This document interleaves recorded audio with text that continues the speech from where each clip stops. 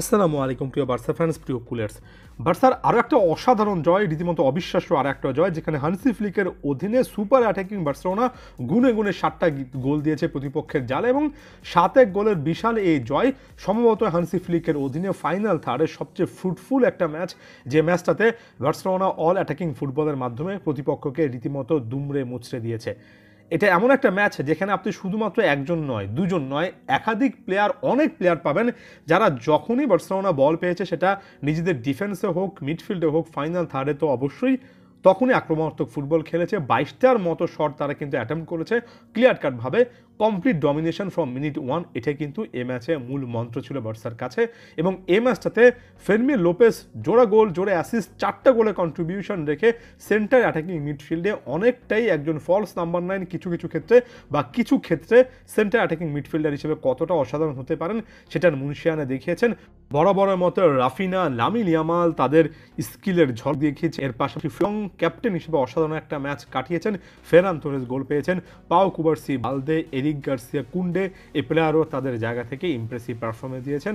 বদলি হিসেবে নেমে রবার্ট লেভানডস্কিকেও আমরা কিন্তু গোল স্কোরিং ফর্মে দেখেছি।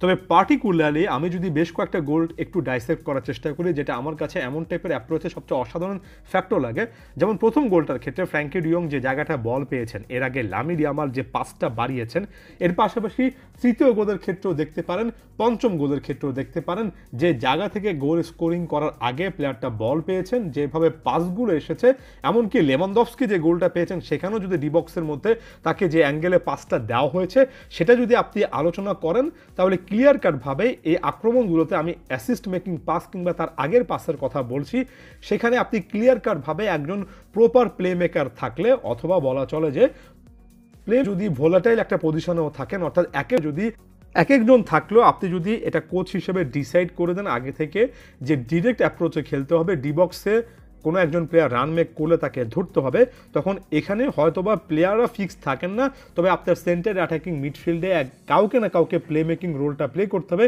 সেই জিনিসটা ফিক্স থাকে। এটা এর আগের সিজনগুলোতে বার্সাকে খুব বেশি করে ভুগিয়েছে।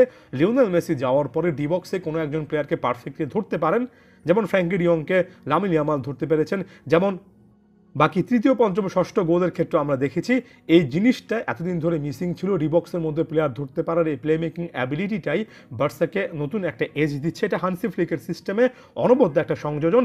এটা বার্সেলোনার লিওনেল মেসি এরার একটা আইডেন্টিটি ছিল, যেটা বার্সেলোনা গত 2-3 সিজনে হারিয়ে ফেলেছিল, এই সিজনে ফিরে পেয়েছে, যে কারণে ফাইনাল থার্ডে বার্সেলোনা এখন আরও ধ্বংসাত্মক, আরও বিধ্বংসী ফুটবল খেলতে পারে।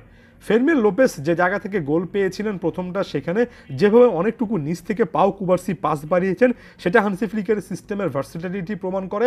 যেভাবে ফ্র্যাঙ্কি ডিয়ং ডিবক্সের মধ্যে ঢুকেছেন, যেভাবে ফেরমিন লোপেস কখনো ডিবক্সের মধ্যে কখনো ডিবক্সের বাইরে তার প্রেজেন্স রেখেছেন, সকল কিছু এই জিনিসটা প্রমাণ করে যে ওই যে বললাম, প্লেয়াররা হয়তো বা এক এক সময় এক এক দায়িত্বে থাকবেন, তবে ওভারঅল আপনার স্ট্রাকচারটা ঠিক থাকবে এবং ডিবক্স টার্গেট করা, ডিরেক্ট ভার্টিক্যাল ফুটবলে অ্যাটাকিং অ্যাপ্রোচে যাওয়া, এই জিনিসটা ফিক্স থাকবে। যতদিন পর্যন্ত এই জিনিসটা ফিক্স থাকবে, ততদিন পর্যন্ত এমনটাই সুপার অ্যাটাকিং ফুটবল খেলে বার্সেলোনা, ভ্যালেন্সিয়া, এমনকি এর চেয়ে বেশি শক্তিশালী দলগুলোকে সত্যিকার অর্থে হতাশ করতে পারে এমন একটা ম্যাচ দেখার পরে। তাই সবচেয়ে বড় ভালো লাগার জায়গা অবশ্যই স্কোর লাইনটা, 7 গোলের এখানে একটা স্কোরশিট, যেটা বার্সা ফ্যানদেরকে অনেকটুকু আনন্দ দেবে।